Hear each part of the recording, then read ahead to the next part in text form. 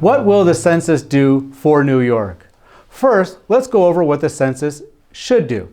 The census is a constitutional requirement set in Article 1, Section 2, which says in part that representatives and direct taxes shall be apportioned according to their respective numbers.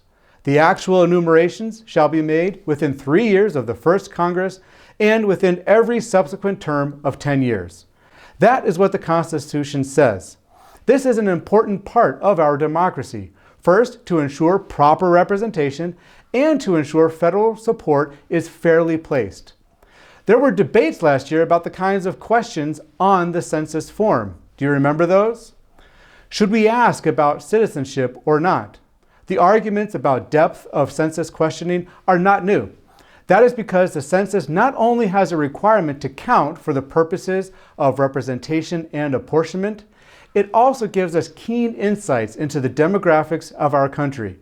The data collection is useful in the development of policies and proposals to serve our communities across the country, and not just from the federal government's point of view. When will the census data be available?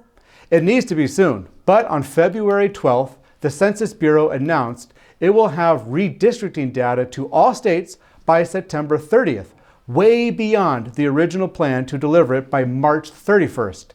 This is especially concerning for New York.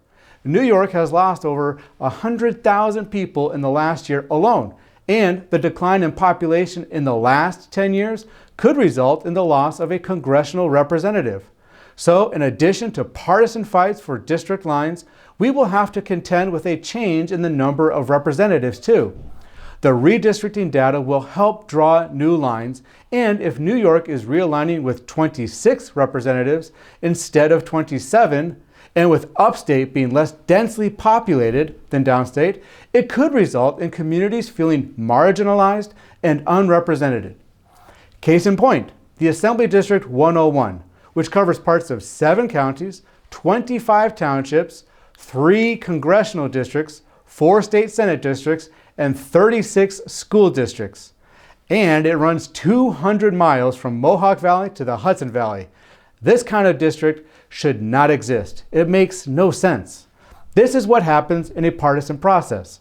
In order for representation to work, it must be drawn and apportioned fairly. The census data is a critical tool to making that happen. And if done right, this district, the 101, will be gone for 2022. Data is all around us. It is the currency of the 21st century. The better we are able to use and understand it, the better we will be able to make good decisions that considers the needs of everyone affected by them. Thank you for watching. Be safe. We'll see you soon.